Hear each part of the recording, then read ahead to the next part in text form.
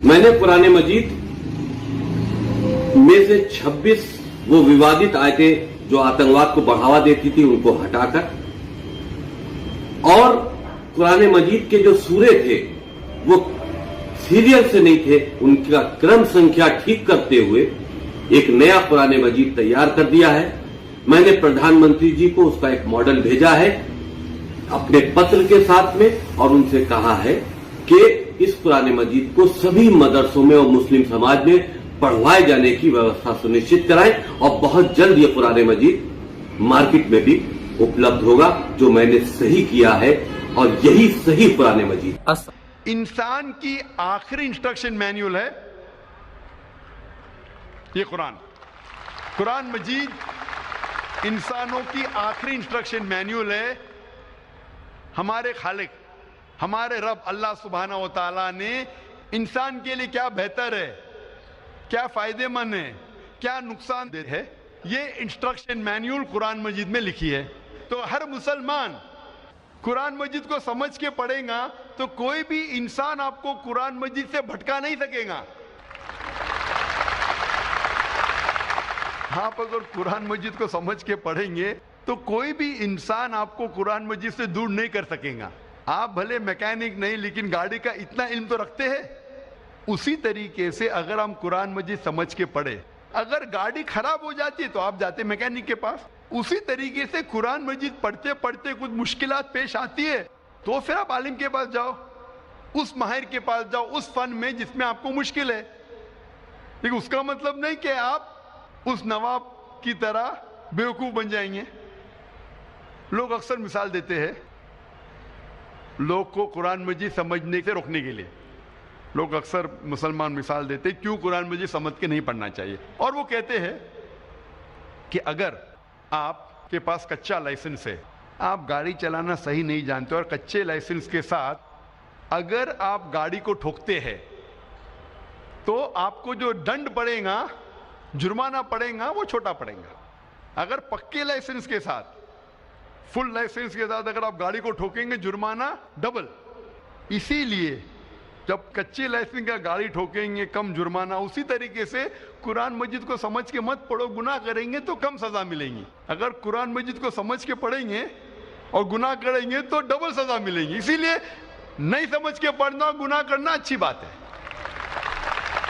तो मैं उनसे कहता हूँ ठीक है, मान लिया मैं आपकी बात कि कच्चे लाइसेंस के साथ अगर आप गाड़ी ठोकेंगे तो कम सजा, कम जुर्माना, पक्के लाइसेंस ज्यादा जुर्माना। तो मैं उनसे कहता हूं अगर आप गाड़ी बराबर से नहीं सीखेंगे और कच्चे लाइसेंस से चलाएंगे, हो सकता है अगर आप ठोकेंगे तो पुलिस आपको 1000 रुपया दंड देंगी, 1000 रुपया जुर्माना देंगी।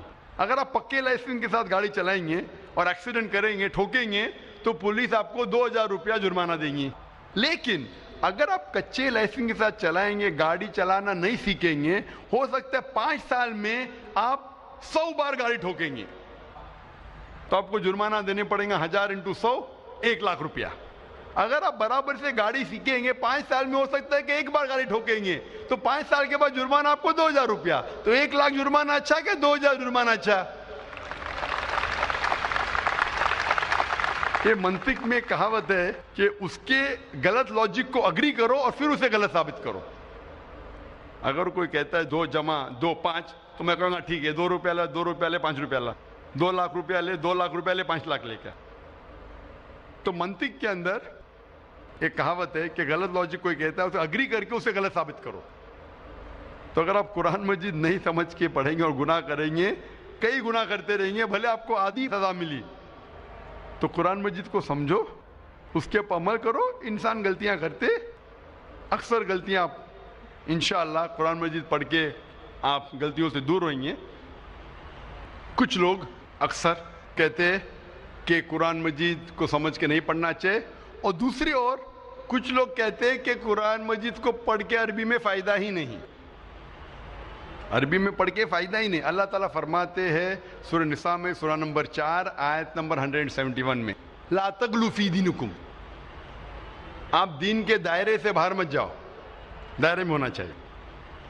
एक को कोई कुरान मजीद समझ के पढ़ना ही नहीं चाहिए। और कुछ लोग जो अपने आप को मॉडर्न समझते हैं और समझते बहुत तालीम याफ्ता है, कहते हैं कि अरबी में कुरान मजीद पढ़ के फ़ायदा ही नहीं। قرآن مجید میں اللہ تعالیٰ کئی آیتوں میں فرماتے ہیں اور کئی صحیح حدیث ہے جس میں لکھا ہے کہ قرآن مجید عربی میں پڑھنے سے بھی فائدہ ہے، کئی فائدے ہیں۔ اللہ تعالیٰ فرماتے ہیں سورہ عنکبوت میں سورہ نمبر 29 آیت نمبر 45 میں کہ پڑھو اس کتاب کی آیت جو اللہ سبحانہ تعالیٰ نے نازل کی ہے، اور اللہ تعالیٰ فرماتے ہیں کہ آپ قرآن مجید کو عربی میں پڑھو، اس میں کئی فائدے ہیں۔ اور ایک حدیث ہے جہاں اللہ کے رسول فرماتے ہیں، حدیث ترمذی کی ہے، حدیث نمبر 2910، جہاں اللہ کے رسول فرماتے ہیں کہ ہر حرف آپ قرآن مجید کا پڑھیں گے آپ کو 1 حسنات، 1 ثواب ملیں گا، اور 1 ثواب کے 10 گنا حسنات ہے، یعنی ایک آپ حرف قرآن مجید کا پڑھیں گے آپ کو 10 ثواب ملیں گے۔ اور اللہ ایک حرف نہیں ہے، الف ایک حرف ہے، لام ایک حرف ہے، ہاں ایک حرف ہے، یعنی 10 10 10 آپ کو 30 حسنات ہے، 30 ثواب ہے۔ آپ اگر پڑھیں گے قرآن مجید میں الف لام میم، الف کے 10 حسنات 10 ثواب، لام کے 10 ثواب، میم کے 10 ثواب، 10 10 10 30 ثواب۔ بے شک آپ قرآن مجید عربی میں پڑھیں گے آپ کے لیے ثواب ہے، اس میں کوئی دو رائے نہیں، لیکن صرف عربی میں پڑھنے کے اتنے ثواب کافی ہے ہمیں جنت میں داخلہ دینے کے لیے؟ کیونکہ ہم اتنی غلطیاں کرتے ہیں ہر روز، ہم انسان ہونے کے ناطے اتنی غلطیاں کرتے ہیں، کیا یہ 10 10 10 کافی ہے ہمیں جنت میں لے جانے کے لیے؟ اگر ہم قرآن مجید کو عربی میں پڑھنے کے علاوہ اس کی معنی سمجھے اور اس کے اوپر عمل کرے تو کئی گنا زیادہ حسنات ملیں گے، اور یہ آپ کو انشاءاللہ جنت میں لے جائیں گے۔ اکثر ہم دیکھتے ہیں مسلمان ختم قرآن کرتے ہیں، اور اکثر رمضان میں 1 بار 2 بار 10 بار قرآن کی تلاوت کرنا اچھی بات ہے، ختم قرآن کرنا اچھی بات ہے، لیکن اگر آپ 2 بار صرف عربی میں قرآن پڑھتے ہیں بنا سمجھ کے، آپ عربی زبان نہیں جانتے لیکن صرف پڑھنا جانتے ہیں، 2 بار ختم کرنے کے بجائے میں کہوں گا کہ 1 بار عربی میں پڑھو اور 1 بار ترجمہ پڑھو اس زبان میں جس زبان میں آپ کو مہارت ہے، تو انشاءاللہ حسنات کے علاوہ ثواب کے علاوہ آپ اس کے اوپر عمل کریں گے اور یہ آپ کے لیے اور بہتر ہوگا۔ اکثر ہم جب مسلمان سے پوچھتے کہ قرآن شریف کیوں نازل کیا گیا ہے، تو کئی مسلمان کہتے قرآن خوانی کے لیے۔ قرآن نازل کیا گیا قرآن خوانی کے لیے۔ جب آپ نیا گھر خریدتے تو قرآن خوانی ہوتی ہے، آپ نیا آفس لیتے تو قرآن خوانی ہوتی ہے، کوئی انسان مر جاتا ہے تو آپ قرآن پڑھتے۔ میں قرآن مجید میں کوئی بھی آیت نہیں جانتا ہوں جس میں لکھا ہے قرآن پڑھو کسی کے مرنے کے بعد۔ میں کہیں بھی کوئی بھی حدیث نہیں جانتا ہوں جس میں لکھا ہے جہاں اللہ کے رسول یا صحابہ نے کبھی قرآن پڑھے کسی کے مرنے کے بعد، کہ قرآن خوانی مرنے کے بعد لوگ کو بلایا جاتا ہے اور قرآن پڑھایا جاتا ہے۔ اگر آپ قرآن پڑھنا چاہتے بے شک پڑھو، آپ ہر روز پڑھو، عربی میں پڑھو اور معنی کے ساتھ پڑھو۔ تو اسی لیے اگر آپ اس زندگی میں پاس ہونا چاہتے تو آپ کے لیے فرض ہے کہ اس زندگی کے بارے میں جانیں، کیا چیز اچھی ہے کیا بری ہے، کیا فرض ہے کیا حرام ہے۔ اور اللہ تعالیٰ فرماتے قرآن مجید میں سورہ ملک میں سورہ نمبر 67 آیت نمبر 2 میں الذی خلق الموت والحیات، کہ اللہ سبحانہ و تعالیٰ نے موت اور زندگی دی ہے تاکہ وہ جانچ سکے کہ آپ میں سے سب سے اچھا کون ہے عمل میں۔ تو اللہ تعالیٰ کہتے ہیں کہ یہ زندگی ہمارے لیے امتحان ہے، اللہ نے موت اور زندگی پیدا کی ہے تاکہ وہ جانچ سکے آپ میں سے عمل میں سب سے اچھا کون۔ تو یہ ٹیسٹ میں جب آپ بیٹھ رہے ہیں، اس ٹیسٹ کے اصول آپ نہیں جانتے، اچھا کیا برا کیا، فرض کیا حرام کیا، تو کیا فائدہ۔ تو اگر آپ اس امتحان میں زندگی کے امتحان میں پاس ہونا چاہتے ہیں تو آپ کے لیے فرض ہے کہ آپ یہ جانیں کہ اس امتحان کے اصول کیا ہے، اس کے فرائض کیا ہے۔ تو یہ فرض نہیں کہ آپ جاننا چاہیں گے کہ ہمارے خالق ہمارے رب اللہ سبحانہ و تعالیٰ نے اپنے آخری پیغام میں کیا پیغام دیا انسانوں کے لیے۔ آپ کو آخری پیغام کو ترجمہ کرنے کی ضرورت نہیں، کیونکہ اس کا ترجمہ ہو چکا ہے، اور الحمدللہ دنیا کی اہم زبانوں میں اس کا ترجمہ ہو چکا ہے۔ تو فرض نہیں ہے کہ آپ ترجمہ پڑھیں اپنے رب، اپنے خالق، اپنے اللہ سبحانہ و تعالیٰ کے آخری پیغام کا۔